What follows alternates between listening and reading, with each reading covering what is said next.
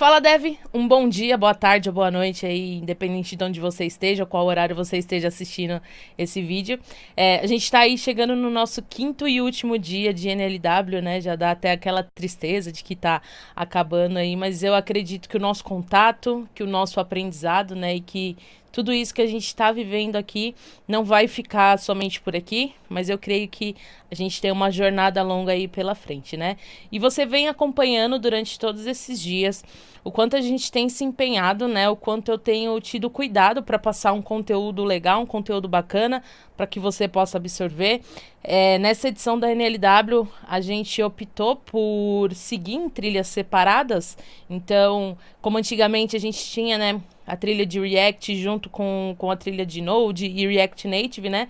E nessa edição a gente optou por separar as trilhas para poder dar um foco maior, para poder dar uma atenção maior e também para entregar um melhor conteúdo para vocês, né, de uma forma que a gente pudesse se aprofundar em alguns conceitos. Então, por exemplo, na trilha de Node a gente se aprofundou na parte de testes, né, que a gente antes não conseguia se aprofundar tanto por causa do tempo, né? Também conseguimos ver um pouco a parte de envio de e-mail, entender como que funciona e muitas outras coisas, né? E algo que a gente tem falado muito nesses dias é sobre os nossos métodos, né? Que é o grupo, foco e prática. A gente vem sempre batendo na tecla, eu venho sempre falando, né, sobre a nossa comunidade, sobre o quanto é importante você estar ali inserido na comunidade, inserida dentro da comunidade. Eu tenho, sempre que eu posso, eu dou uma olhada ali, né, nos comentários, eu tento ajudar ali dentro da comunidade, né? Mas o que eu tenho visto também são vocês se ajudando. E isso para mim é muito gratificante, isso para mim é muito bacana, porque quando a gente ajuda o nosso colega, a nossa colega, a gente também acaba aprendendo ainda mais, né? E é muito importante a gente ter esse senso de grupo, né? Por isso que a gente essa comunidade que a gente tem aqui da Rocket é muito mais que uma comunidade de programação, né? É realmente pessoas que se importam umas com as outras. É por isso que a gente tem essa sede por trabalhar em grupo, né? A gente incentiva vocês a fazerem o networking de vocês aí, porque é muito importante, né? A gente fala também de foco, né? Como eu já falei, acho que foi ontem que a gente falou um pouquinho sobre essa parte de foco, porque é muito importante a gente focar numa tecnologia, né? Focar em uma parte ali dos estudos, né? Por exemplo, essa edição que a gente trouxe foi um foco para vocês. Porque antes vocês tinham a possibilidade, não, se vocês se inscreviam ali, né, na trilha da OmniStack, vocês aprendiam React, Node e React Native. É ruim? Não, não é ruim, mas a gente acaba não tendo um foco tão grande. A gente acaba não se aprofundando, né? Então, o que a gente fez acabou forçando vocês a ter um foco, né, a ter um objetivo. E é isso que a gente espera que vocês tenham. É isso que eu espero que vocês tenham, que a partir de agora, né, quando a gente acabar essa aula, que vocês foquem no estudo do Node. Dani, curti pra caramba, não conhecia, né, back-end com Node, né, vou focar nisso. E claro, se quiser aprender outras coisas, foca primeiro em uma, né, aprende, se aprofunda nos conhecimentos e depois vai para outra. E também a prática, né? É muito importante quando a gente pratica aquilo que a gente está fazendo, como eu já falei. Não adianta você pegar e assistir todos os vídeos que a gente tem, né? Todos esses 5 vídeos e ficar lá só assistindo e não praticar. Ou se não, ficar só codando a aplicação que a gente está passando, né? Isso daí, você pode até aprender alguma coisa, claro que você vai aprender, mas é na prática que você vai se aperfeiçoar, é na prática que você vai conseguir vencer alguns erros, algumas barreiras, né? E por isso que é importante muito a gente praticar, pegar tudo isso que aprendeu, tenta criar um projeto do zero, tenta colocar os conceitos aprendidos em prática, né? Porque só a prática vai levar a gente à perfeição, né? E qual que é o nosso intuito? É transformar esses elementos, né, em uma metodologia. Esse é o nosso papel como educador, né? Eu, o Diego, o Rafa aí, até o Maicão aí, que nós somos os educadores aqui da Rocket. O nosso papel é fazer vocês entenderem, né, o grupo, foco, prática, é entregar o melhor conteúdo para vocês de uma forma que vocês possam absorver, né? Porque senão, é o que eu falo, nada disso tem sentido. Eu posso entregar um conteúdo bom, mas se eu não conseguir levar vocês também além do código, que é o nosso intuito, que é o nosso propósito, de nada vale, né? E também falar sobre um currículo alinhado. Quando a gente está ali começando, né, na área de TI, quando a gente está começando a nossa carreira profissional, uma das coisas que a gente mais pensa, assim, é como criar um currículo, né? E agora a gente tem aqui a nossa aplicação, que a gente está desenvolvendo, que, claro, você pode colocar ali no teu GitHub, pode colocar no teu currículo, mas é importante que você tenha um currículo alinhado com o que o mercado tem pedido, né? E um currículo também alinhado com as suas expectativas. Se você tem o desejo de ser um programador, de ser uma programadora, você não vai, por exemplo, colocar que você trabalhou, né, sei lá, numa loja de shopping, né? Claro que nada contra, até porque eu também já trabalhei. Mas se você quer focar ali, não, Dani, eu quero ser um programador, eu quero ser uma programadora, tenta montar o teu currículo da melhor forma, começa a desenvolver teus projetos, começa a colocar no GitHub, começa a estudar, né, a se aprofundar, para que o teu currículo ele esteja bem alinhado com aquilo que o mercado ele está pedindo, né? Porque eu tenho certeza que você tendo tudo isso, né, grupo, foco, prática, um currículo bem alinhado, com certeza você vai voar para o próximo nível, né? Agora, chega de tanta falação aí, porque eu sei que vocês querem ir para o código, né? E também agradecer a todos os feedbacks que vocês têm dado, né? Tenho recebido algumas mensagens, seja no Discord, no LinkedIn, no Instagram, e eu fico muito feliz de saber que eu tenho conseguido ajudar vocês com o meu conhecimento, né? Então, fico muito grata por isso também, e mais ainda pelos feedbacks que vocês têm dado, né, sobre toda a comunidade da Rocket, sobre todo o pessoal que tem por trás, né, porque para mim nada disso seria possível se eu não tivesse uma equipe fantástica por trás, né, são os editores, é o pessoal que fica dentro da comunidade, né, então que você também possa agradecer essas pessoas que não aparecem, mas que fazem total sentido para que o NLW ele possa acontecer, tranquilo? Bom, então vamos lá. O que a gente aprendeu ontem? A gente viu a parte de envio de e-mail, né? Conseguimos criar o nosso serviço ali de envio de e-mail, né? Alguns conceitos ali do Type ORM. E para hoje, o que a gente vai fazer? A gente vai refatorar o nosso controller de envio de e-mail, tá? E eu já vou explicar por quê. E a gente vai criar o nosso controller de resposta de usuário, né? Com a validação se o usuário ele de fato existe, né? Se o link lá que a gente está passando ele é um link válido. E aí a gente vai alterar a nota da resposta, né? Que a gente já viu ali, né? De 1 até 10. A gente vai salvar, né? Vai dar um update no banco com essa resposta. E aí a gente vai criar também o cálculo do NPS, né?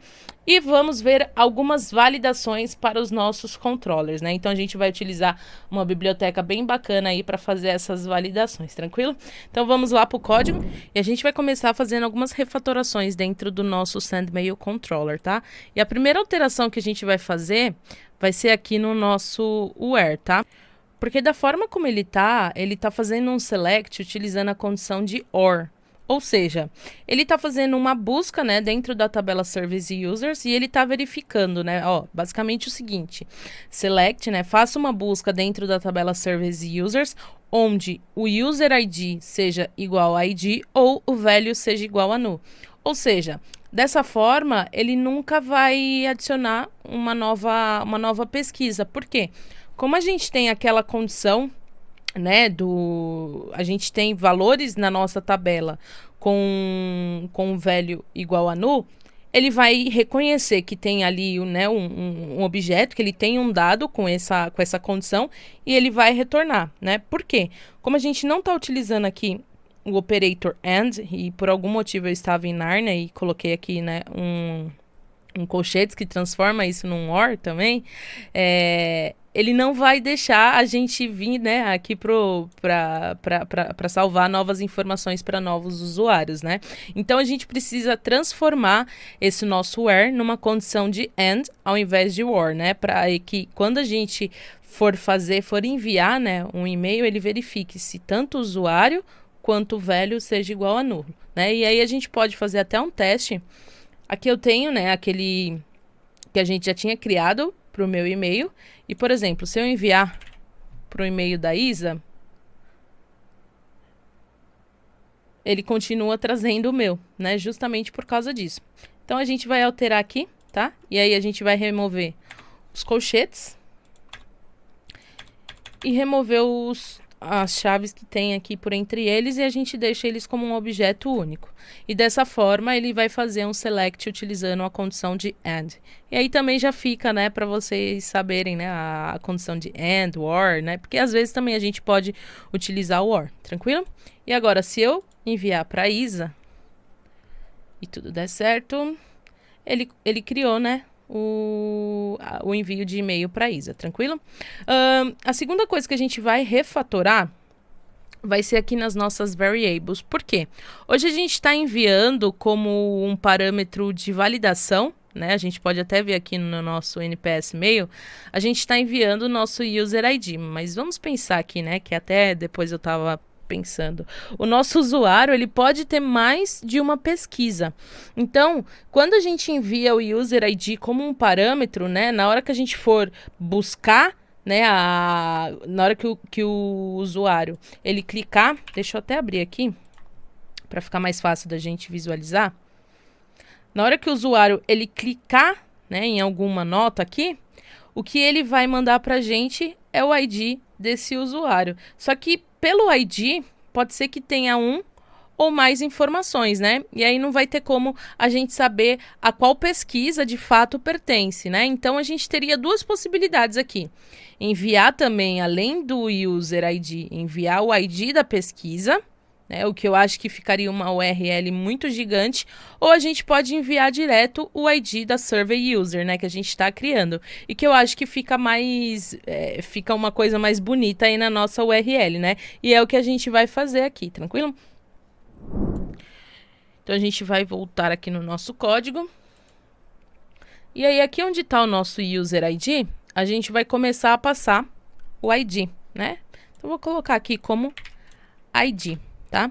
Só que aí a gente vai precisar pegar o ID, né, do survey user que foi criado. Como a nossa variables ela tá aqui em cima, a gente não consegue acessar o valor, né, que tá trazendo aqui como resposta. Então a gente precisa trazer a nossa variable, vou dar um Ctrl Shift para ele recortar, né, e vou trazer aqui para baixo. Porque aí aqui a gente tem o nosso survey user, né, pra gente colocar. Então, vou colocar aqui, ó, survey user where exists .id. E aqui a gente teria já o ID do survey user, né? Só que a gente tem um problema, na verdade, dois, né? O primeiro problema aqui é que pode ser que não exista, né, um registro criado para esse nosso usuário, como a gente vê aqui, né, que ele faz uma condição para verificar se existe um survey user, né? Se não existir, ele vai dar erro, porque esse objeto, ele tá vindo como undefined, né? Então, uma coisa que a gente pode fazer aqui é o seguinte, a gente pode deixar criada essa variável ID, que a gente sabe que vai ter tanto para um survey user já existente quanto para o novo, né, que a gente vai criar, deixar já criado como uma string vazia. Opa! Deixa eu já retornar aqui. A gente deixa criado como uma string vazia. E aí aqui dentro, né, se existir um survey user, o que a gente vai fazer? A gente vai pegar variables.id e vai passar o valor que a gente está recebendo aqui da nova consulta, tranquilo? E aí a gente precisa também, né, caso não exista um survey user, né, como ele vai fazer a criação, a gente precisa pegar o ID também da criação para ele repassar para as nossas variáveis, tá? E aí a gente pode pegar, né, aqui depois que ele já salvar, que ele já vai ter criado, e colocar aqui variables.id igual a survey user ponto id. Dessa forma, ele vai verificar, né? Aqui a gente deixa criado e aqui a gente altera, sobrescreve esse valor de acordo com a condição. Se existir um survey user, a gente coloca o ID do survey user existente. Se não existir, a gente coloca esse ID que a gente acabou de criar, né? E agora a gente vai alterar o nosso NPS aqui. Então, o nome da nossa variável é ID e a gente precisa sobrescrever esse user underline ID. Para a gente selecionar todos, né, os user ID, a gente pode dar um Ctrl Shift L e aí ele seleciona pra gente. Então, vou apagar e aí eu coloco o ID bonitinho, super rápido, né? Então, agora, já tá rodando aqui o servidor. Deixa eu ver se tá tudo certo. Variables.id. Agora é só a gente fazer um novo teste, né? Ó, o ID que ele retornou pra gente é 952 e bababá, né? Se a gente clicar aqui no e-mail que ele enviou e passar o mouse por cima, olha só, ele tá trazendo o ID, né, do survey user. Então, a gente já conseguiu fazer essas nossas refatorações, né? Então, a gente já pode clicar aqui que fizemos a refatoração. Agora, a gente vai criar o controller da resposta do usuário. Aqui, o nosso answer controller.ts class, answer controller export answer controller e vamos ter aqui um método execute recebendo o nosso request e o nosso response, tá? Quais parâmetros esse nosso execute ele vai receber? Deixa eu pegar aqui esse nosso link, né, que a gente vai... Deixa eu fazer melhor. Vou pegar aqui que a gente tem, né? Vou clicar aqui em um, só pra gente ver qual que é a estrutura que esse nosso link ele vai ter. Então, deixa eu pegar aqui. Colocar aqui a estrutura do link, né? Tá, mas quais são os parâmetros, né, que a gente vai receber? Bom, vamos entender o que está acontecendo aqui nessa URL para a gente entender os tipos de parâmetros que existem, né, que a gente pode utilizar, tá? A gente já aprendeu sobre os body params, né, que são parâmetros dentro do corpo da requisição. E também, aqui dentro dessa nossa URL, a gente tem dois tipos de parâmetros. A gente tem os route params e tem os query params, tá? O que são os... Opa! Aqui. Nossa. Agora vai. Deixa eu só apagar aqui, né? O que são os route params, né? Route params são aqueles parâmetros que vêm na rota, né? Então, colocar aqui, ó. Parâmetros que compõem a rota, né? E o que isso quer dizer? Quando a gente tem um route params ali na nossa rota, né? Esse parâmetro ele faz parte da rota. Por exemplo, esse aqui que a gente está recebendo, ele faz parte, né?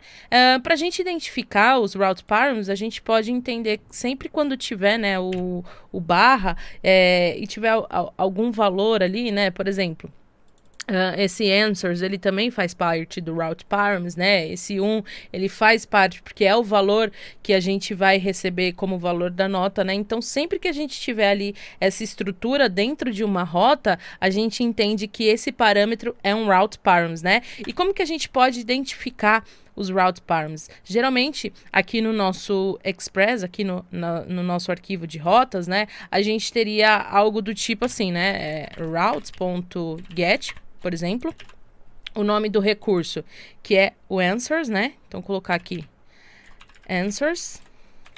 Opa. Eita. Answers barra, né? Que a gente tá vendo aqui, 2 pontos, e qual que é o nome do parâmetro que a gente está recebendo, né? Por exemplo, value, né? Esse parâmetro é o parâmetro que a gente vai recuperar aqui depois, tá? E sempre que a gente tiver um route params, a gente vai utilizar a mesma estrutura. Então, vamos supor que eu tenho aqui, né, esse /1, e aqui eu tivesse, sei lá, um barra, que seria outro parâmetro, né, /3 e por aí vai. Aí eu poderia separar aqui os parâmetros, mas sempre reconhecendo, né? Agora, sei lá, colocar aqui nota, sei lá, 2 pontos batata, e aí eu colocaria aqui outro valor, né? Então, quando a gente tem os parâmetros nas rotas, a gente vai identificar eles como 2 pontos e o nome do parâmetro, né? O nome do que a gente está dando para o nosso parâmetro, tá? Deixa eu excluir aqui e deixar assim dessa forma, que é a estrutura que a gente tem. Tranquilo? Agora, a gente vai conhecer os query params, né? Os query params são aqueles parâmetros que a gente vai utilizar para busca, paginação, né? São parâmetros não obrigatórios, que independente se eu colocar ou não, a nossa rota ela vai continuar funcionando. E para a gente identificar um query params, ele sempre vai vir depois do ponto de interrogação, tá? E aí, a composição dele é chave igual valor. Como aqui a gente está vendo, né? O é a nossa chave e aqui seria o nosso valor, tá? Então, os query params a gente pode passar, como pode não passar e a nossa rota continua funcionando. Já os route params nós somos obrigados a passar, até porque quando a gente for definir a nossa rota aqui no routes, né, se a gente não passar, né, o que ele tá esperando como parâmetro, ele acaba dando erro, tá? Então vamos pegar aqui o nosso, pegar primeiro o nosso value, né, de dentro de request params, tá? E aí aqui a gente falou, né, route params, mas ele aqui no Express a gente identifica ele como params. E vamos pegar também o nosso U de dentro do request.query, tá? Acho que é só isso por enquanto para a gente começar a fazer o que a gente precisa. Agora eu vou... Deixa eu já apagar aqui, né, para deixar limpo o nosso código. E eu vou chamar o nosso Service User Repository. Service Users Repository, Get Custom, Service Users Repository, né? E a primeira coisa que a gente vai fazer é verificar se o que a gente está recebendo, ele é um U válido, né? Se é um ID válido. Então, eu vou fazer aqui um const serving user. Aí eu vou pegar o nosso repository, né? Fazer um find one. E vou passar aqui o nosso ID como sendo o nosso U, tá? Só que ele tá dando um erro. Por quê? Lembra que eu disse que os query params, eles podem passar ou não, né? Então, eles podem ter o valor como undefined, né? E aqui o nosso ID, ele espera uma string. Então, o que eu vou fazer? Eu vou remover esse U e vou forçar esse meu valor de U ser uma string, né? Então, eu posso utilizar o string, né? E passar o nosso U para dentro dele, tá? Então, agora esse U, ele obrigatoriamente vai ser uma string. E aí, agora, a gente vai verificar se existe esse nosso usuário. Se não existir, o nosso survey user, na verdade, né? Se não existir, a gente vai retornar um status 400 e um JSON, né, com a mensagem de error survey user does not exist, tá? E se ele existir, o que a gente vai fazer? A gente precisa pegar ele, né, e alterar esse nosso value. Então aí é só a gente pegar o survey user, cadê? Survey user ponto, vamos sobrescrever o value com o atributo value, tá? E aí a mesma coisa, né? Ele dá erro porque o request params, ele recebe uma string, né? Então a gente precisa converter esse daqui para um number, porque o nosso, se a gente for olhar aqui na nossa entidade, aqui, né? Cadê? Aqui. O nosso value, ele tem o valor de number, tá? Então a gente vai forçar também esse nosso value ser um number, tá? Então a gente vai fazer um parse, né? Então, estamos parseando de string para number, tá? E aqui de undefined ou do que for para uma string. E agora é só a gente dar um await survey surveys users. Nossa, é muito trava-língua isso, né? Ponto save, passando o nosso survey user aqui. E podemos retornar um status aqui, né? Vamos colocar aqui, vamos deixar o 200, né? Então nem vamos passar aqui. E vou passar o nosso JSON como sendo survey user para a gente ver a alteração que ele está refletindo. Então a gente está recebendo os parâmetros que está vindo da nossa rota, tanto o request params quanto o query, né? Estamos buscando dentro do nosso repositório se existe. Se não existir, a gente dá o erro. Se existir, a gente sobrescreve o valor aqui para significando que o nosso usuário ele já respondeu à pesquisa. Então agora eu vou criar aqui um route.get com answer, criar o nosso controller aqui, const answer controller igual a new answer controller. E aí vamos chamar o método execute, né? Então, nosso servidor continua rodando. Vou vir aqui, criar um new folder aqui como answer. Deixar como answer. Se bem que aqui nem precisa, né? Olha eu aqui dando em Nárnia novamente. A gente não vai responder quando o usuário ele clicar aqui no e-mail, né? Então, o que a gente vai fazer? Nesse e-mail que já está criado, né? Deixa eu até voltar aqui no meu Beekeeper aqui. Eita. Ó, os dois valores estão como nulo, né? Então, eu vou responder aqui. Queremos te ouvir de 0 a 10, vou colocar aqui como 10. E aí, ele deu erro. Por quê? Deixa eu ver o que ele tá... O que ele tá dizendo? Answers. Será que eu coloquei certo? Claro que não, né? Ó, faltou um S aqui. Agora sim, vai dar certo, né? Então, deixa eu voltar aqui, que é o e-mail que a gente mandou. Vou enviar. Eita, o que aconteceu aqui? Voltou. Vou enviar. Ué. Continua dando erro. ID. O que eu esqueci de passar? O meu params aqui, né? Falei. Esqueci de passar. Aí ele não vai ter rota mesmo, né? Então, só recapitulando, né? Answers, value. Vou dar um reload aqui, né? Agora sim, ó. Survey user does not exist. Por quê? Que ele não existe. Find one. Tá pegando o ID. Não existe esse ID? Será que é um ID antigo? Deixa eu criar novamente, né, uma pesquisa aqui pra gente pegar a URL certinha.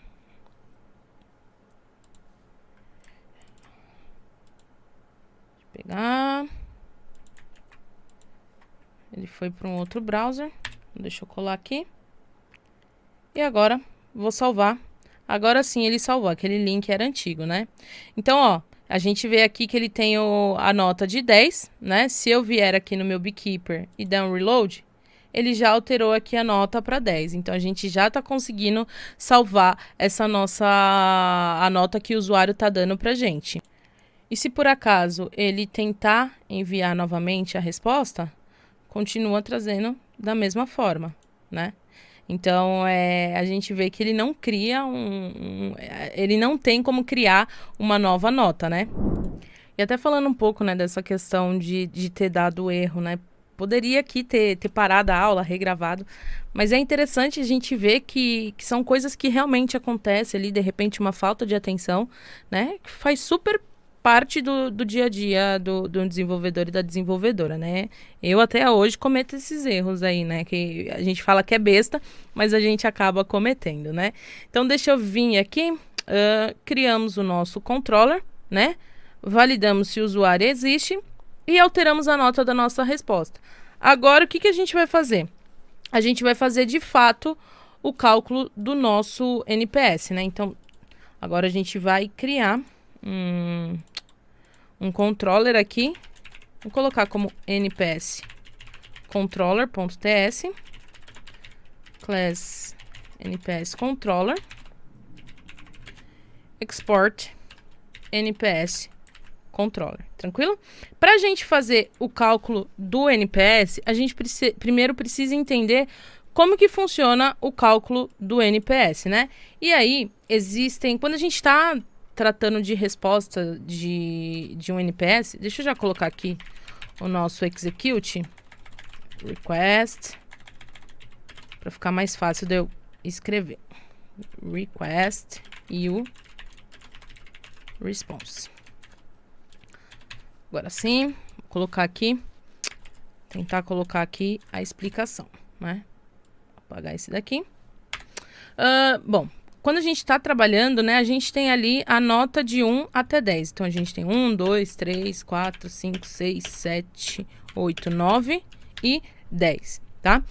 Existem 3 classificações, que são os detratores, que aí são as notas consideradas de 0 a 6. A gente tem os passivos, que são de 7 a 8. E tem os promotores, né? São aqueles que dão nota 9 e 10. Aí você lembra que eu disse lá no início, né? Que se você dá nota 7 e 8, não interfere e não importa nada. Por quê? No cálculo de NPS, os passivos, eles são removidos, né? Então, todas aquelas pessoas que dão nota 7 e 8, é como se não estivessem fazendo parte ali, né, da pesquisa. O que importa para fazer o cálculo de um NPS são aqueles que são os detratores, né? Que dão as notas baixas, e são os promotores, né? E aí existe um cálculo, deixa eu até pegar aqui a minha colinha para fazer o cálculo do NPS. Deixa eu colar aqui. Que é quando a gente pega os números de promotores, né? Todos os que tiveram notas de 9 a 10, menos o número de detratores, né? De nota 0 a 6. E a gente divide pelo número de respondentes, e aí no respondentes a gente pega todos, né? Inclusive os que estão como passivo, vezes 100. E isso vai dar uma porcentagem ali de quanto que tá o nosso NPS, tá? Como eu falo, né? Isso daí não peguei na minha cabeça, né? Fui lá pesquisando em sites para ver qual que era o cálculo, né? E encontrei qual que era o cálculo para calcular o NPS, tranquilo? Bom, o que a gente vai precisar pegar? A gente vai precisar pegar, né, todas as pesquisas, né, referente ao ID de uma pesquisa específica, e aí dentro disso a gente vai pegar os que são detratores, os que são passivos e os que são promotores. Os que são passivos a gente não vai pegar, né? A gente vai pegar os detratores e os promotores e a quantidade, né, o size total dos que responderam para a gente começar a calcular aqui o nosso NPS.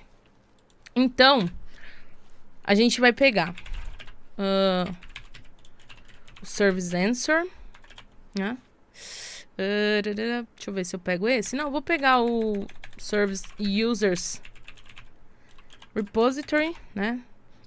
Como Get Custom Service User Repository, né? Só que a gente vai precisar receber o parâmetro que é a qual pesquisa o usuário está querendo, né, fazer o NPS. Então, a gente vai receber aqui um Serving ID, que vai vir do meu Request Params, tá? E aqui eu não vou colocar como Request Query, porque vai ser obrigatório a gente ter o ID para pesquisar, tá? Agora, vamos pegar aqui, né, dentro do nosso repositório, buscando pelo Serving ID, né? E como a gente já viu, né? Na verdade, aqui eu acho que eu consigo colocar direto o Serving ID, né? Não preciso converter, porque aqui ele já recebe uma string, né? Então, aqui ele vai trazer um array pra gente com todas as respostas que a gente tem, tá? Então, agora, a gente vai, dentro dessas respostas, filtrar os que são detratores, os passivos e os promotores. Então, vou começar aqui filtrando os detratores, tá? Detractor. E aí, dentro dos Service Users, a gente vai utilizar o filter do próprio JavaScript, tá? Que a gente vai pedir para ele vai fazer uma leitura, né? O filter, se você não conhece, ele vai fazer uma leitura 1 a 1, né? Então, a gente vai passar uma condição aqui dentro dele, que 1 a 1 ele vai filtrar de acordo com a condição, né? Com o match da condição que a gente passar. E aí, a gente quer verificar, deixa eu até colocar aqui embaixo. A gente quer verificar as pesquisas que tenham o seu valor maior ou igual a 0 e pesquisas, com valor menor ou igual a 6, né?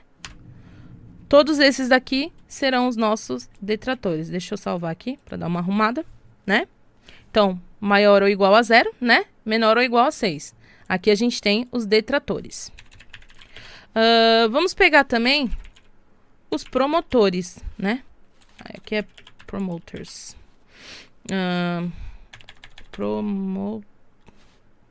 Promoters. Agora sim. E aí, a gente vai filtrar também dentro do nosso resultado os que são... dá um enter aqui também para ficar mais visível pra gente, né? Que tenha o valor maior ou igual a 9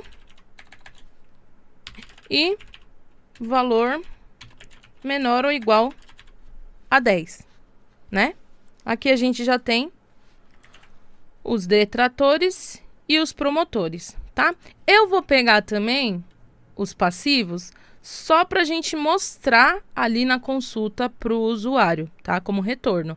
Mas, lembrando que os passivos, eles não vão fazer parte ali do cálculo de NPS, tá? Então, vou colocar aqui, né, o passivo.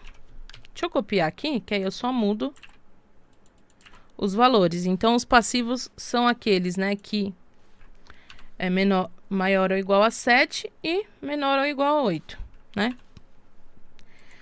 Agora sim, a gente pode fazer esse cálculo aqui para a gente ter o total. Só que aí a gente precisa também do total de respondentes, né? Então, vou pegar aqui e colocar um total answers, que a gente vai pegar o service users, ponto length, e ele vai trazer toda a quantidade de respostas que a gente tem. E por fim, a gente vai calcular. Então, aqui, a gente vai ter os promotores menos os detratores, né? É isso? Promotores menos detratores. E tudo isso dividido pelo total de answers, né? Só que aqui, o que eu fiz?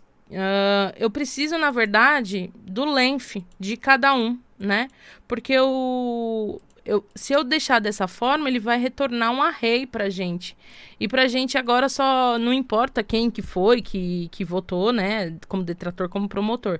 A gente precisa só da quantidade de detratores, promotores e passivos. Então, depois que eu fecho meu filter, eu vou pegar o length. Porque aí eu pego só o valor deles.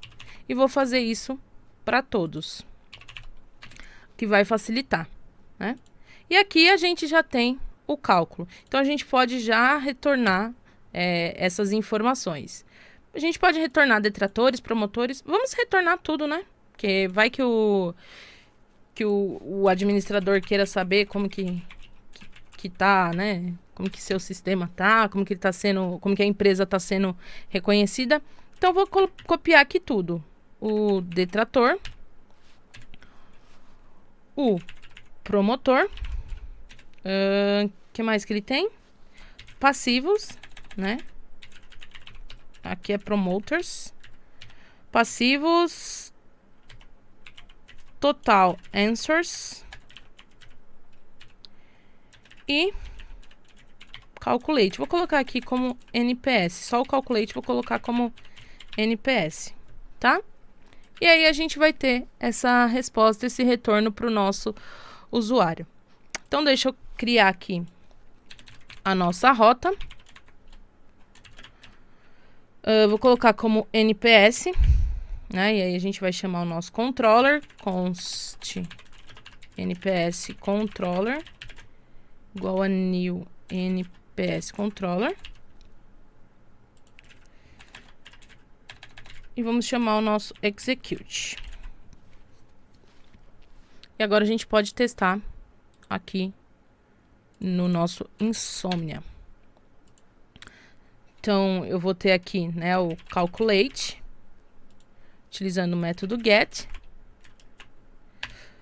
A gente colocou como NPS. Preciso passar, né, o meu parâmetro aqui, o meu survey ID, que senão esqueço de novo. Então, /survey ID. E vou pegar aqui uma pesquisa, né, que a gente já tenha feito. A gente só tem essa, na verdade, né? Então, vou pegar o ID dela aqui pra gente utilizar aqui dentro do nosso Insomnia. Então, agora, se a gente fizer o send, ele tem que trazer todas essas informações. Ele trouxe aqui pra gente, né? Detratores, promotores, passivo e o total de respostas. Total de respostas foram 2? Olha só. Um detalhe aqui que eu esqueci, né? Porque a gente não pode pegar os que ainda não foram respondidos. A gente só quer os que foram respondidos, né? Então, vamos fazer uma alteração aqui. A gente quer pegar, né? Que ID da pesquisa. Não, não é aqui não. Nossa. Hoje, olha, última aula eu dando um show do que não fazer. Então, vamos pegar o Survey ID e que o velho, né, diferente. Eu não vou conseguir pegar. Ele não vai deixar eu colocar aqui diferente de null. Então, a gente vai utilizar... Aqui dentro do TypeORM, ele tem duas opções aqui, né? Tem o not e is null. Então, aqui acho que a gente consegue colocar, né? O not e dentro is null. Ele é uma função. E aí a gente consegue... Agora a gente vai conseguir ter todos que não são como nulo, né? Vamos fazer o teste. Dar um send. E agora sim, o total de answer é 1, né? E o nosso NPS tá como 1, porque a gente só tem uma resposta, né? Eu fiz aqui o cálculo completo. Deixa eu ver. Aqui, na verdade, a gente esqueceu de fazer o vezes 100, né? Para ele dar ali a porcentagem. Então, depois de tudo isso aqui, eu vou fazer 1 vezes 100 para a gente ter, de fato, a porcentagem. Deixa eu ver. Promotores, detratores dividido pelo respondentes vezes 100. Agora sim, a gente vai ter aqui o nosso cálculo, que provavelmente vai ficar bem feio. Aqui ficou bonitinho porque vai estar 100, né? Então, deixa eu mandar um outro e-mail. E aí eu vou mandar o da Isa. Da Isa acho que não vou conseguir, né? Porque já tem. Não, eu não tinha. Olha só. A gente até acaba esquecendo, né? Então, vou entrar aqui. Vou dar como nota 10 de novo pra gente ver. E aí, vou calcular, né? O nosso NPS. Continua 100%. Se eu mandar para outro usuário, vamos ver aqui um outro usuário que a gente tem. Colocar o do Juliano para a gente fazendo uns testes. Então, mandei para ele. Ele vai gerar o link que a gente vai ver aqui. E aí, nesse, eu vou dar uma nota baixa, né? Vou dar como 1. E vou calcular aqui o nosso NPS. E olha só como o NPS ele cai, né? Fazendo essa média. Então, um ponto aqui importante, sempre que a gente quiser dar notas boas, a gente precisa dar 9 ou 10, né? E aí, só que ele ficou totalmente quebrado, né? Então, a gente pode utilizar uma função do próprio JavaScript, que é o toFix. Só que eu vou converter tudo isso no number, porque o toFix, ele vai me dar uma string, né? Deixa eu colocar, na verdade, tudo isso aqui junto. E a gente pode utilizar o toFixed como 2, para que quando a gente fizer, né, o nosso NPS, ele só traga aqui 2 casas depois do ponto, tá? E aí, como ele retorna uma string, eu vou converter tudo isso em um number. Parece feio, mas vai atender a gente super bem. Agora, se a gente der um send, ele já calculou aqui bonitinho pra gente, né? Então, a gente já consegue ver o número de detratores, os promotores, os passivos, total de quantidade que a gente teve e qual que foi o nosso NPS, né? Se aqui a gente quisesse incrementar mais alguma coisa, colocar um nome mais bonitinho sem problema nenhum, né? Mas só pra gente entender, né? Vamos dar uma recapitulada o que a gente fez aqui. A gente recebeu qual que é o ID da pesquisa que o nosso usuário ele quer ver o NPS. Buscamos, né, as pesquisas que referente a essa, né, todas as respostas referente a essa pesquisa e que o valor, né, não seja nulo. Porque lembrando que pode ter usuário que ainda não respondeu. E aí disso a gente vai pegar os detratores, né, que são os valores de 0 a 6, utilizando o filter, que ele vai trazer um array pra gente, e a gente pegou somente o tamanho desse array, fizemos o mesmo para os promotores e para os passivos, né, conseguimos o total de answers, pegando o nosso objeto aqui de retorno .length, e calculamos aqui qual que é o NPS, né, pegando promotores menos detratores, dividido pelo total de resposta vezes 100. E aqui a gente tem a porcentagem que a gente está tendo ali com o nosso NPS, né? E aí existem sites que a gente consegue ver, né, como que tá o NPS, de 1 até tanto, quanto que é, 100, quanto que, se tá bom, né? Existem várias coisas pra gente fazer aí dentro dessa parte de NPS, que claro, a gente não tem como se aprofundar, mas aí também já deixa como desafio, se você quiser entender o NPS mais a fundo, quais são as escalas ali, né, dentro do total que o resultado deu, para saber se a empresa tá boa, que a empresa pode melhorar, né? E claro que você já pode colocar isso em prática aí também, já começar a dizer que você tem um produto que calcula o NPS de uma empresa, né? Bom, então já vamos marcar aqui o que a gente concluiu, né? E agora a gente vai criar as nossas validações. Para a gente criar as validações, a gente vai utilizar essa biblioteca aqui, EUP Validation. Ela é bem simples, mas que atende super bem, né? Então, a gente consegue criar um objeto informando qual que é o shape dele, né? Com todos os parâmetros que a gente vai receber para passar dentro da nossa aplicação. Então, vamos voltar lá na nossa aplicação e eu vou instalar essa biblioteca. Então, eu vou dar um yarn add eup. Ela não tem tipagem, né? Vou importar aqui asterisco as eup from eup, né, da mesma forma que a documentação passa aqui pra gente. E agora eu vou definir qual que é o shape, né, do que eu quero que ele faça essa validação. Como a gente está recebendo 2 parâmetros aqui, então eu vou dizer que é um objeto que eu quero definir como sendo o shape da validação, né? Então a gente vai criar aqui um esquema. Pode ser até uma const aqui, né?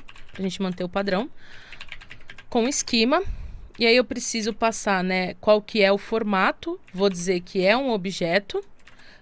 Com o shape, né? Com o formato que eu quero que ele faça a validação. Então, eu vou dizer que nesse meu esquema, eu vou ter um name, objeto name. E aí eu utilizo o eup. Qual que é o tipo da minha variável? Então, ele é uma string. E aí eu vou dizer que é um atributo obrigatório. Então, eu vou utilizar o required. E aí, a gente vai ter um e-mail também, que vai ser uma string, só que vai ser do tipo e-mail. E ele também vai ser obrigatório. E aqui embaixo, a gente faz uma validação.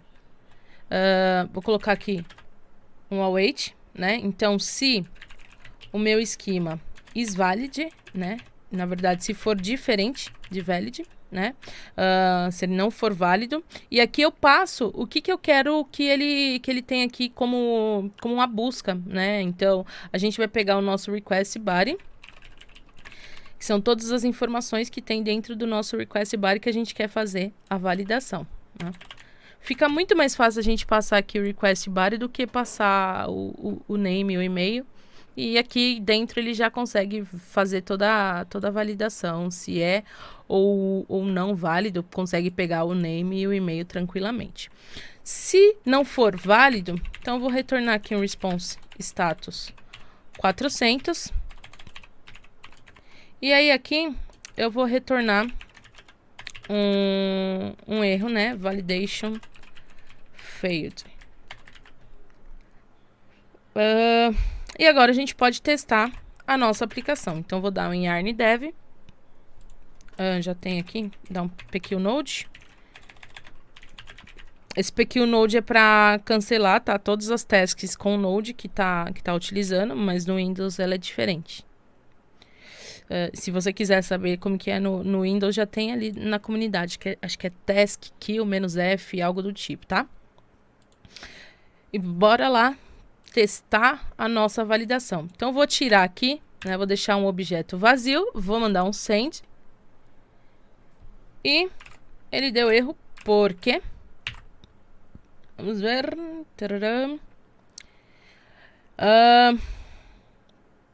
provavelmente ele não tá entrando aqui, né? Schema is valid.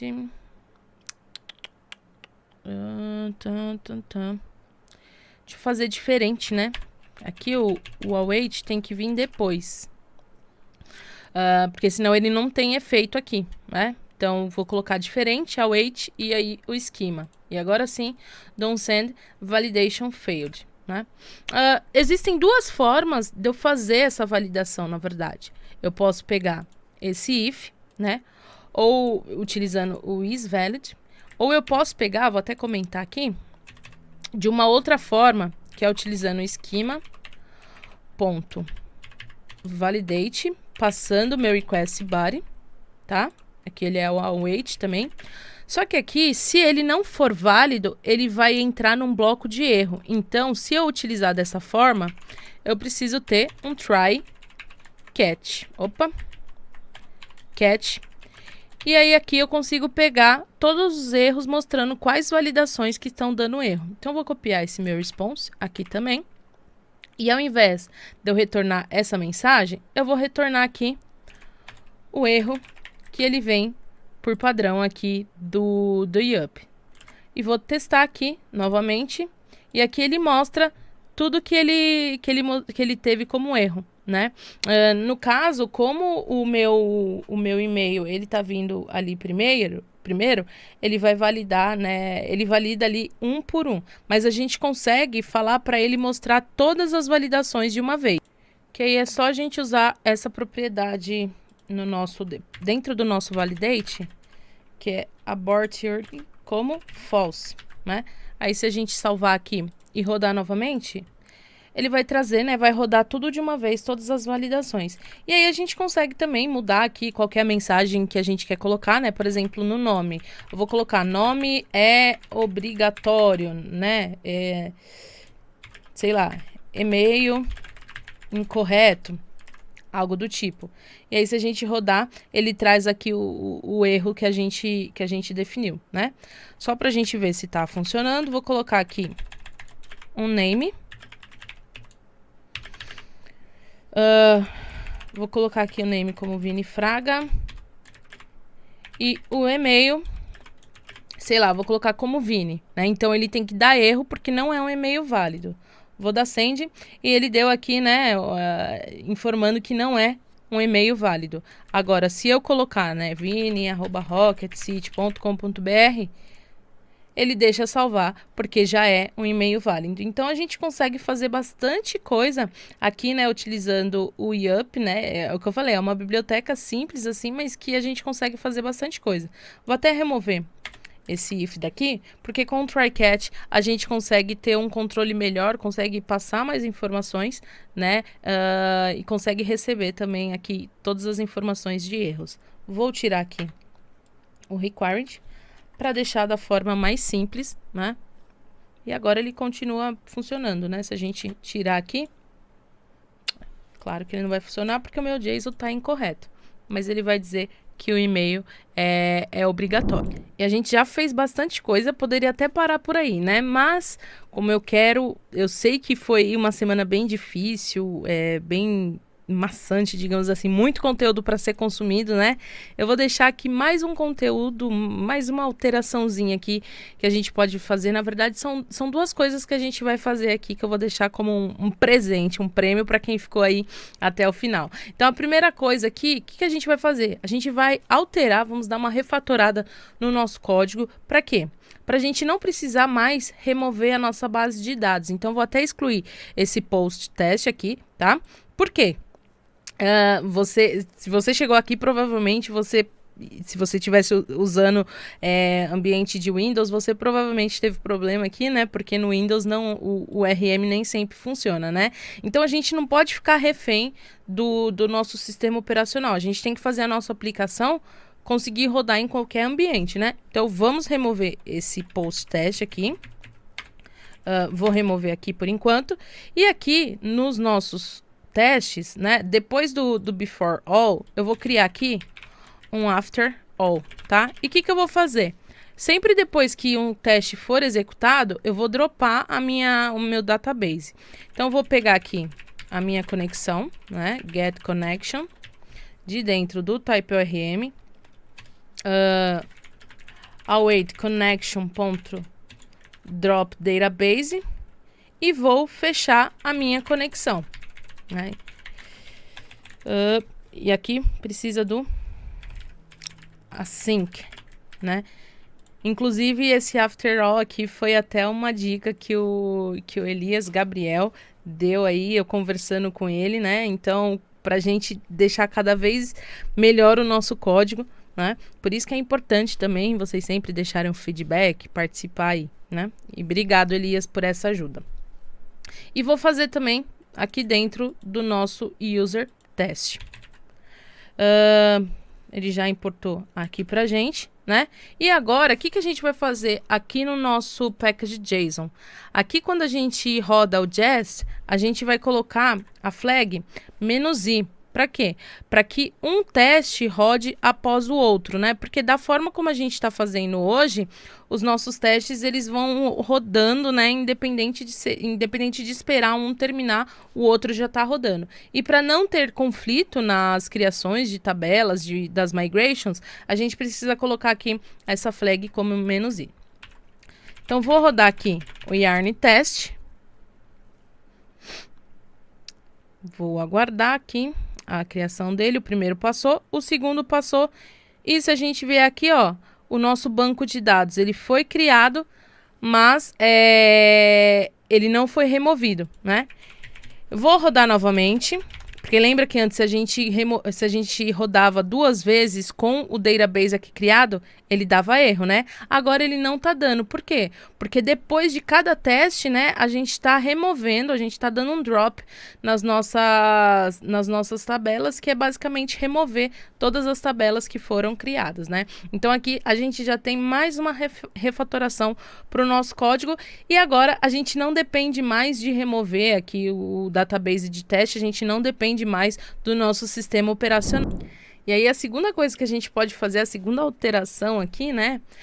A gente pode melhorar a forma como os nossos controllers, eles retornam os erros pra gente, né? Então, eu vou criar aqui uma pasta chamada errors. Vou criar aqui uma classe chamada app_errors.ts. E aí, essa minha classe, vou deixar até como app_error. Essa minha classe, a gente vai passar alguns parâmetros para ela. Por quê? a ideia aqui é que a gente não tenha mais esses return de erro, né? A gente vai meio que criar erros customizados, né? E quem vai ficar responsável por retornar os nossos erros vai ser o nosso app.ts, tá? Então, vou criar aqui a nossa classe, vou dar até um export aqui direto, export class app error.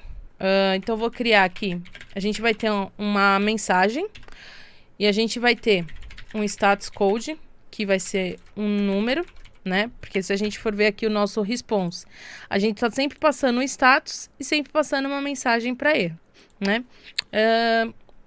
E aqui a gente vai passar para o nosso construtor uma mensagem e também um status code, que vai ser um número. E aqui a gente repassa para dentro dos nossos valores corretamente. E aqui, como quem vai colocar o valor dentro das minhas variáveis vai ser o construtor, eu posso deixar aqui como public read only, tanto o message quanto o status code, tá? Dani, como que eu vou usar isso? Quando a gente quer tratar, quando a gente quer lançar, né, uma exceção, um erro, a gente vai utilizar throw new error, né? E vai passar qual que é o nosso erro, tá? Ao invés da gente utilizar o return, sempre que a gente tiver um erro, a gente vai lançar uma exceção, né? E essa exceção, ela basicamente vai sempre jogando o erro para cima, né? Uma classe para cima. No caso, a gente vai lançar a exceção dentro do controller, então ele vai jogar a exceção para cima. Quem que é a classe que chama o controller? Não é o nosso routes, é o nosso routes.ts, né? No caso, ele vai jogar para o routes.ts. Quem está lendo o routes.ts é o app.ts, então a gente consegue ir lançando a exceção até para um lugar onde a gente vai tratar, tá? Só que aqui, ao invés de eu utilizar essa classe de error, eu vou utilizar essa que a gente criou, app error. E aí, eu vou passar a mensagem, né? Serve user does not exist. E vou passar qual que é o status de erro. E aí eu posso remover esse daqui, tá? Porque quando eu tenho um throw, automaticamente ele já vai para a camada acima. Ele não permite ir para a próxima linha. Só que eu já vou fazer uma modificação aqui. Por quê? A gente sabe que sempre que a gente tem um response de erro, a gente está lançando lá como status code 400, né? Então, aqui no nosso construtor, eu vou definir um valor padrão para ele, que vai ser o status code 400, tá? E aí, se não for o 400, aí sim a gente passa um outro status code para ele. E aqui eu não preciso mais passar o 400, né? Beleza? Aqui no nosso answer a gente colocou. Deixa eu ver aqui. A gente não tem nenhum erro.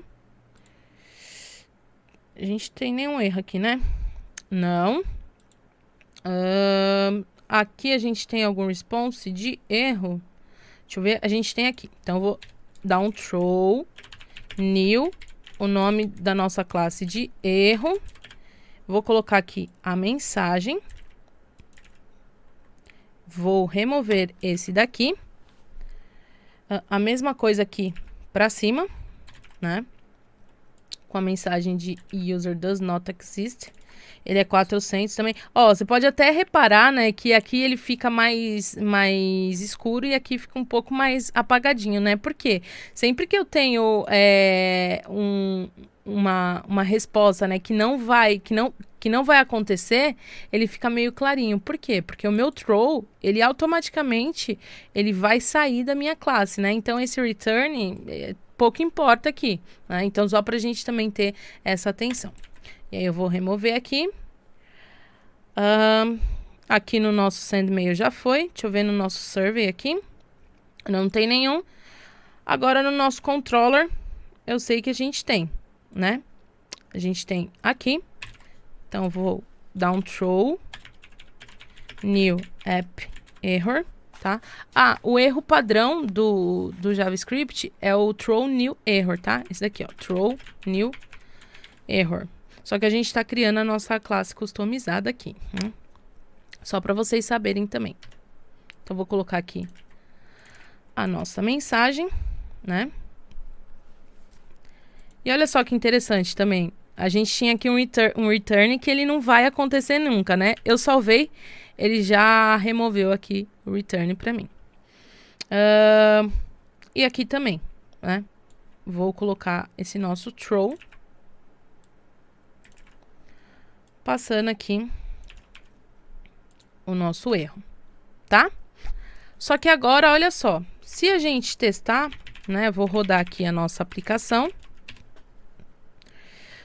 Deixa eu ver aqui no usuário, ele dá erro quando já existe um e-mail, né? Então, vou forçar ele a salvar com o e-mail já existente. Ele fica, né, rodando. Por quê? Por padrão, a nossa aplicação, ela não sabe o que fazer com os nossos erros. Porque o erro, ele tá chegando basicamente aqui, que é a última classe ali, né? Mas ele não sabe o que fazer. Então, a gente vai precisar fazer uma alteração aqui dentro do nosso app.ts para ele receber os nossos erros, né? E aí sim, a nossa classe app.ts, ela quem vai ser responsável por lançar os erros, por dar todo o return ali, né? E aí a gente vai utilizar o conceito de middleware, né? E como a gente acabou não falando de middleware, né? Mas só para a gente entender, middleware, ele é tudo aquilo que vai estar, né, ali no caminho entre a requisição e a resposta, tranquilo? Isso daí a gente vai deixar para uma próxima NLW para falar mais a fundo, mas só para vocês saberem. Então aqui a gente vai criar o nosso app.use, né? Opa! E aí, o middleware, ele recebe um erro, que a gente vai definir que vai ser do tipo error. Ele vai receber o nosso request, o response, e ele vai ter também uma função next, tá? Que é a next function. Por quê? Se alguma coisa der sucesso, né, dentro do nosso middleware, aí ele vai repassar a requisição para frente. E agora eu vou criar aqui, né, eu vou fazer uma verificação se o tipo de erro que está vindo for uma instância, né, um instance of app error, né? Se o erro que tá vindo aqui for desse new... Cadê? For desse new app error, né? Então, eu tô instanciando aqui, aí eu consigo ver qual que é o tipo da instância. Então, se for um tipo instância app error, então, eu vou retornar o status, né? E aí, eu pego o status code, que a gente tá recebendo do nosso erro, né? E aqui eu posso passar o JSON, né, com uma mensagem, e a mensagem vai ser o erro.message, né, que são as mensagens que a gente definiu, né. Se não for de um tipo instance of, porque aí de um tipo app error, porque aí podem existir outros tipos de erro, a gente vai retornar um status 500, né, porque provavelmente seja um erro de servidor, que aí a gente não tem como controlar. E aí eu vou colocar aqui que o status error, e a mensagem eu vou colocar como internal server error, e vou passar aqui qual que é a mensagem, tá? Então a gente vai ter esses dois tratamentos, quando for de um app error, que é o erro que a gente customizou, e quando for um erro de servidor, né? Só que a gente vai precisar também instalar uma biblioteca aqui para o Express conseguir lidar com esses erros, que é a Express Async Errors. Opa! E aí a gente vai instalar ela. E a única coisa que a gente vai fazer é importar essa biblioteca. Só que a gente precisa importar ela logo abaixo da importação do nosso Express. Então eu vou importar aqui, ó, Express Async Errors, tá? Eu não preciso fazer mais nada, não preciso criar a função nem nada, só fazer a importação aqui. E agora, se eu der um yarn dev, vou salvar aqui de novo, e o nosso erro já está aparecendo aqui, né? Então ele já tá vindo aqui no nosso Midor, já tá verificando tudo certinho, repassando todos os nossos throws, né? E fica uma forma muito mais bonita, né? A gente não tem mais aqueles return, né? Deixa o return somente num lugar. Agora a gente só dá um throw new, qual que é o erro, e aí você pode também customizar, né? Colocar, por exemplo, se você quisesse criar aqui um user error, né? Estendendo esse app error, agora que você já aprendeu também o conceito do extend, você pode fazer tranquilamente. Bom, e agora a gente chegou nos minutos finais da nossa quinta e última aula. Mas antes, como eu prometi e falei para alguns já na comunidade, eu vou deixar aqui uma parte do setup que eu uso, uma parte das configurações que eu uso no VS Code, como alguns me perguntaram. Então vamos lá. Primeira coisa, as extensões que eu utilizo, né? O tema que eu utilizo é o tema Omni da Rocket. Provavelmente o pessoal já tenha passado para vocês, mas é esse daqui, tá? É só você vir aqui. Super bacana. É um tema que o pessoal desenvolveu aqui que eu gosto muito de utilizar. Os ícones que eu uso é o Material Icons, né? E aí, a gente consegue passar algumas propriedades para dentro do Material Icons, né? Se a gente abrir aqui o settings dos usuários, né? Deixa eu vir de uma forma mais fácil. A gente vem aqui na engrenagem, settings, deixa eu ver, acho que é isso, settings. Deixa eu ver aqui. Será que é aqui? É que eu gosto de ir pelo JSON. Então, a gente dá um Ctrl Shift P, Open Settings, e pega essa opção aqui do JSON, que a gente consegue ver melhor. Então, deixa eu vir aqui. A gente consegue definir qual que é o tipo de ícone que a gente quer, né, para algumas partes. Então, por exemplo, aqui no meu Controllers, eu defini que quando eu tiver uma pasta Controllers, cadê?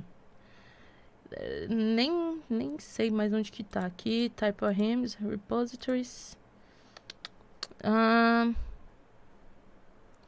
Na verdade, aqui eu tô usando, por exemplo, esse asterisco aqui, né? Que são as pastas que eu não defini. Então, a gente consegue definir, né? Uma pasta default. No TypeORM, né? Eu passo o ícone de database, né? E aí tem algumas outras opções aqui que a gente pode passar. E aí é só você customizar. Então, você vem aqui no Material Icons, aí você consegue ver quais são os ícones, né? E você coloca para a tua pasta específica. A fonte que eu estou usando... A fonte que eu estou usando é a JetBrains Mono, né? E aí, quem falou dessa fonte foi o Léo. Um salve pro Léo aí. É uma fonte super bacana, eu inclusive coloquei no meu sistema operacional inteiro, né? Então ele fica super bem. E aí eu utilizo aqui uma propriedade de para salvar os arquivos. Cadê?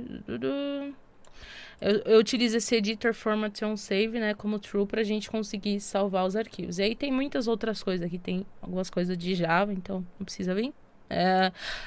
A minha pasta de migrations, por exemplo, né, aqui dentro, que ele tem aqui um tools, né? Então, ele identifica pelo nome da pasta que você colocou. Eu tenho os meus repositories aqui, né? Então, é bem bacana, eu gosto bastante de customizar, né? Eu sou bem, como o Diego diz, eu sou bem visual, assim, gosto bacana. Deixa eu ver mais o que aqui que é interessante. Tem uma extensão aqui que é Code Spell. Inclusive, essa foi o Diego que me indicou. Que ela mostra, né, se o que a gente está escrevendo tá certinho, né? Então, ele vê ali o texto em inglês, ele mostra se está certinho. Que mais que a gente tem aqui que vocês gostariam de ver?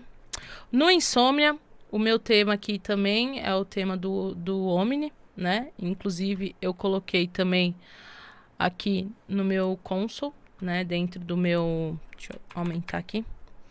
Dentro do meu sistema operacional, tá? O sistema operacional que eu uso é um Linux, é um Ubuntu KDE, né? Que a gente dá para dar umas customizadas aqui. O navegador que eu estou utilizando é o Edge. Tô curtindo bastante ele, né? Embora seja da Microsoft, mas tô curtindo bastante.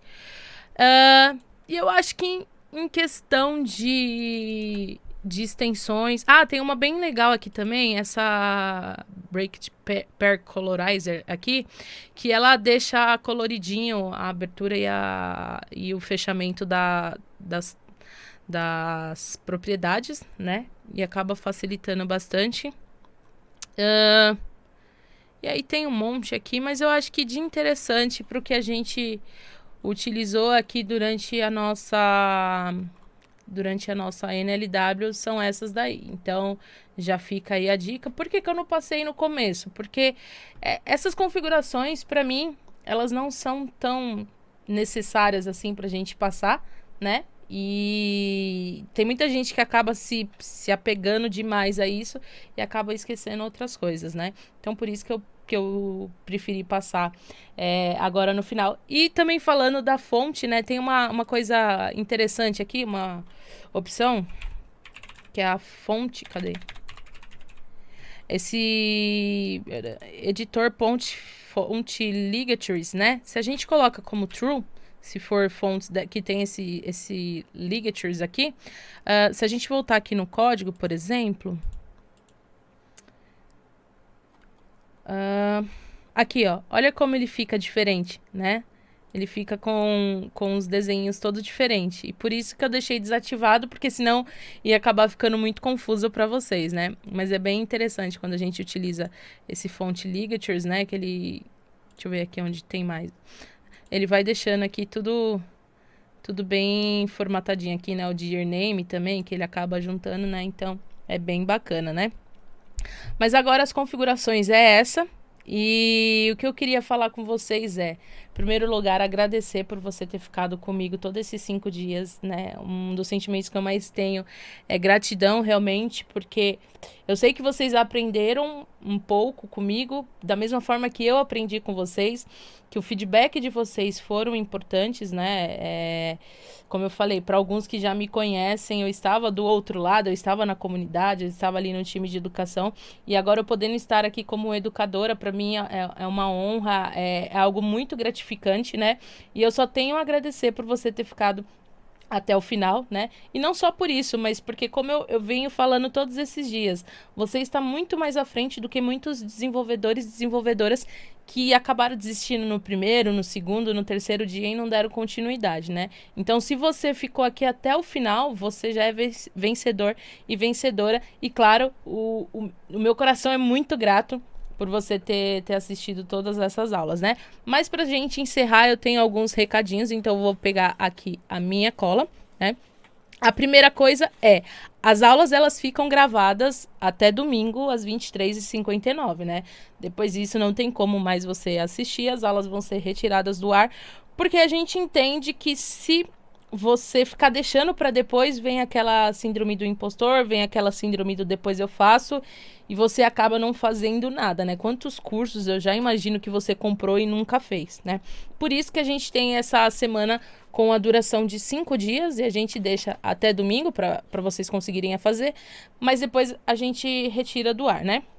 O que a gente aprendeu? Olha quanta coisa a gente aprendeu durante essa semana, né? A gente desenvolveu um sistema completo de back-end, utilizando TypeORM, utilizando o conceito de migrations, a gente aprendeu como fazer testes, como enviar e-mail. Então, você já deu o start ali na sua carreira, você já deu o primeiro passo para você ir para o próximo nível.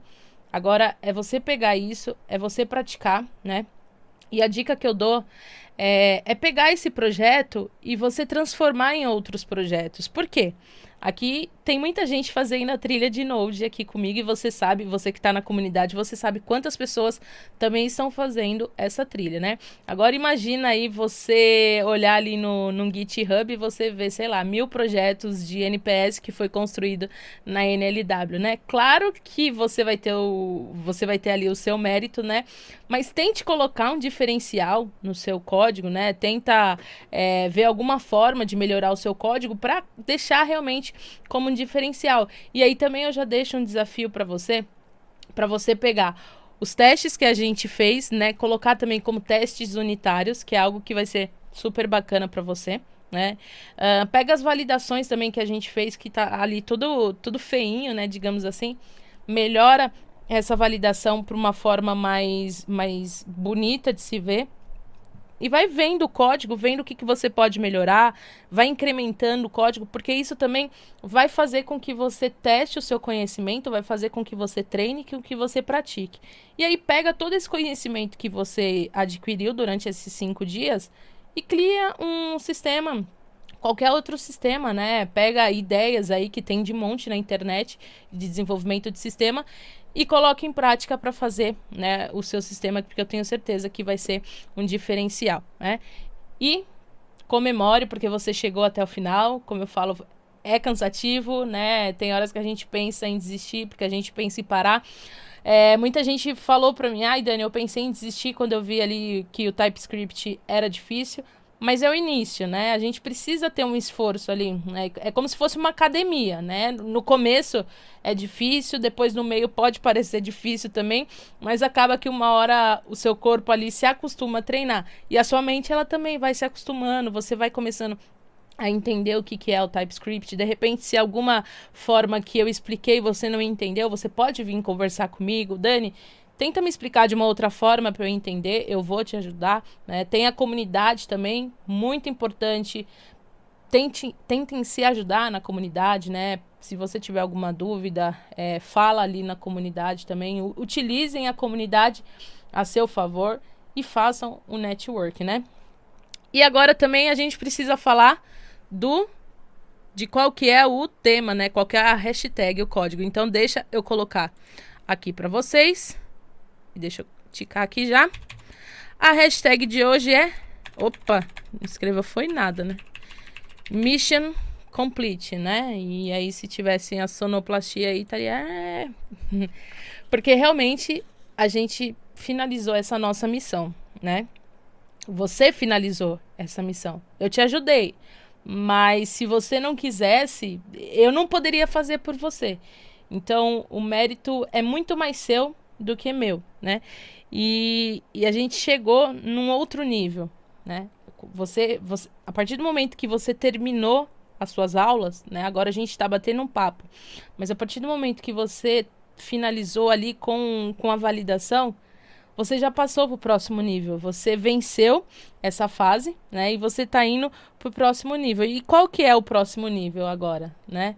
A gente vai liberar uma oportunidade no próximo vídeo, então fica atento, né? O Diego vai mandar aí algum e-mail, você vai receber através da comunidade. Então, fica atento à comunidade, fica atento ao e-mail, porque a gente vai falar com você qual que vai ser o próximo passo, né?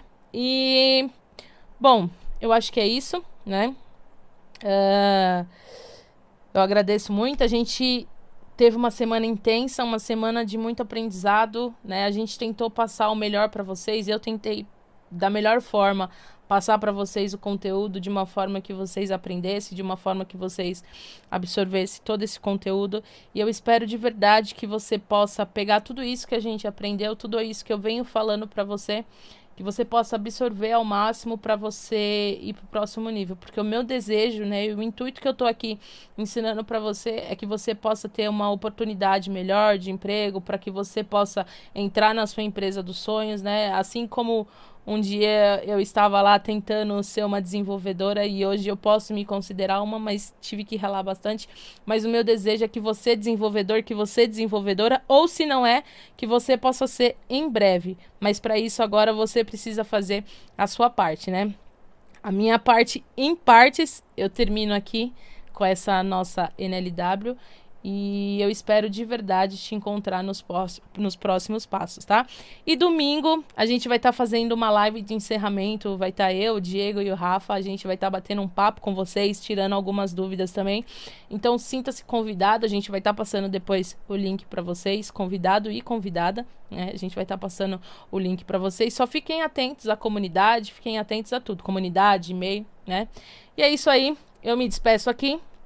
Te espero no domingo, né? Não se esqueçam de assistir os vídeos até domingo às 23h59, mas o nosso próximo encontro é no domingo, tranquilo? Então um beijo, fiquem com Deus e até mais.